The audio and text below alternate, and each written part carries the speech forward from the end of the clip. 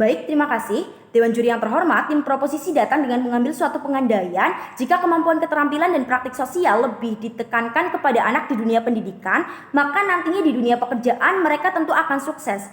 Dan kami rasa hal ini tidak dapat terjadi di sisi setiap anak Dewan Juri yang terhormat. Mengapa? Karena pada mosi kita kali ini ada kalimat yang mengatakan bahwa berfokus pada pengembangan keterampilan dan praktik sosial lebih baik dibandingkan berfokus pada kemampuan kognitif akademik. Yang artinya setiap anak diwajibkan untuk selalu menjadikan keterampilan dan praktik sosial sebagai acuan untuk sukses di dunia kerja nantinya. Nah, kami sebagai tim oposisi terhadap mosi tersebut, kami memiliki beberapa poin sanggahan untuk tim proposisi. Masuk pada poin sanggahan yang pertama, tim proposisi mengatakan bahwa di dunia kerja saat ini lebih membutuhkan orang yang pandai dengan keterampilan dan harus dapat mengakses berbagai ruang kerja seperti pemecahan masalah, kepemimpinan yang efektif, public speaking, dan lain sebagainya termasuk dalam soft skill. Respon kami sebagai tim oposisi yaitu yang pertama, kami katakan tidak, karena sepertinya tim proposisi justru menutup mata bahwa kemampuan kognitif dan kemampuan akademik adalah fondasi utama dari segala bentuk pengembangan keterampilan dan juga pembelajaran. Mengapa kami katakan sebagai fondasi utama Dewan Juri yang terhormat? Karena tanpa dasar fondasi yang kuat dari aspek kemampuan kognitif dan akademik seperti kemampuan literasi atau kemampuan baca-membaca, kemampuan numerasi atau kemampuan hitung-menghitung, kemampuan penalaran logis, dan lain sebagainya, maka setiap individu akan kesulitan, akan merasa keberatan untuk menerapkan keterampilan mereka secara sosial di masyarakat atau di dunia kerja dengan efektif. Lantas mengapa kami katakan bahwa setiap individu akan kesulitan? Hal ini dikarenakan pengimplementasian keterampilan dan praktik sosial harus berjalan selaras dengan kemampuan literasi serta numerasi.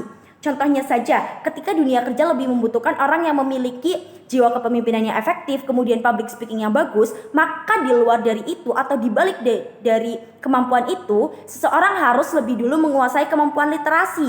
Karena kemampuan literasi adalah kemampuan baca-membaca di mana akan dapat meningkatkan atau menambah kosakata setiap orang dan dapat membantu orang tersebut menyusun kata agar dapat berbicara lebih baik di depan umum.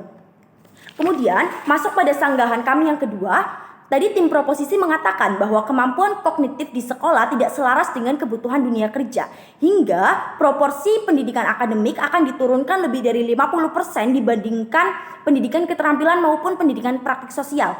Dalam hal ini, kami sebagai tim oposisi sangat tidak setuju, karena dengan pembagian proporsi tersebut, maka dapat dipastikan bahwa sektor pendidikan nantinya tidak seimbang. Padahal pendidikan yang dibutuhkan masyarakat adalah pendidikan yang ideal, bukan?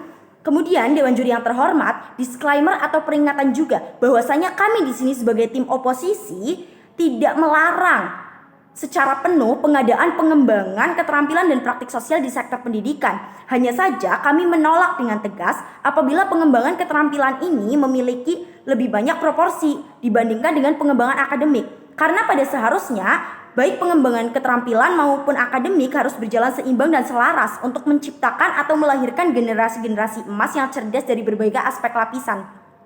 Kemudian masuk pada sanggahan yang ketiga, kami dari tim oposisi dapat menyimpulkan dari tim proposisi yang tadi mengatakan bahwa apabila sektor pendidikan tidak menekankan pada pengembangan keterampilan dan pendidikan praktik sosial, maka akan berdampak pada masyarakat yang tidak memiliki sikap sosial karena tidak diajarkan di sekolah.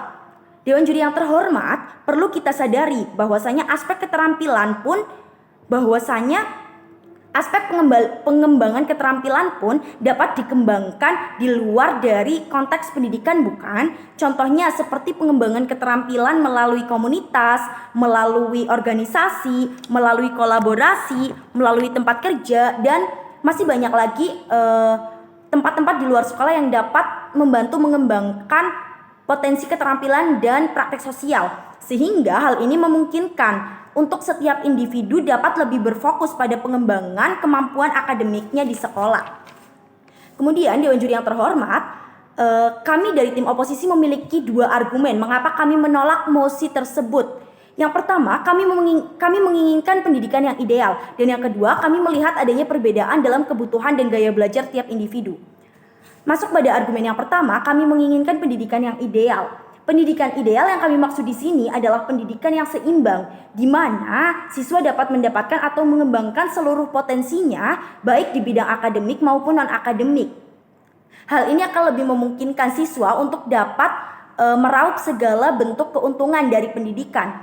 Lantas dampak apa yang akan diperoleh apabila manusia mendapatkan pendidikan yang tidak ideal? Yang pertama, apabila manusia mendapatkan pendidikan yang tidak ideal, maka manusia akan dapat mudah dimanipulasi. Contohnya ketika manusia membeli sesuatu, manusia akan lebih mudah dimanipulasi karena mereka akan lebih berdasar pada perasaan daripada berdasarkan logika. Maka dari itu, dengan keseimbangan pendidikan kognitif dan pendidikan keterampilan, maka hal ini akan dapat mampu membantu menyeimbangkan antara penggunaan logika dan juga penggunaan perasaan pada setiap individu. Kemudian yang kedua, tanpa keseimbangan kognitif dan keterampilan, hal tersebut akan dapat mampu menghasilkan individu yang kurang mampu dalam menganalisis informasi, berpikir kritis, berpikir logis, serta pemecahan masalah, sehingga individu hanya berfokus pada satu titik saja tanpa mengindahkan titik-titik atau tanpa mengindahkan aspek-aspek yang lain. Kemudian masuk pada argumen kami yang kedua, tentu kita sadari teman-teman semua bahwasanya antara individu satu dengan yang lainnya memiliki gaya belajar serta kebutuhan yang berbeda-beda, bukan? Sehingga hal ini menjadi argumentasi kuat mengapa kami sebagai tim oposisi menolak mosi tersebut. Karena beberapa individu mungkin lebih berkembang dalam kemampuan kognitif dan akademiknya. Namun di sisi lain beberapa individu yang lain juga mungkin lebih berkembang atau lebih unggul dalam keterampilan sosialnya. Sehingga pemerintah dalam sektor pendidikan tidak dapat menyamaratakan satu ukuran proporsi untuk seluruh masyarakat Indonesia. Pemerintah tidak dapat menyamaratakan satu ukuran untuk seluruh masyarakat di Indonesia karena setiap orang memiliki bakat, memiliki cita-cita, serta memiliki kemampuan dalam gaya belajar yang berbeda-beda. Sehingga maka dari itu pendidikan kognitif akademik dan juga pendidikan keterampilan harus memiliki proporsi yang seimbang. Baik, terima kasih.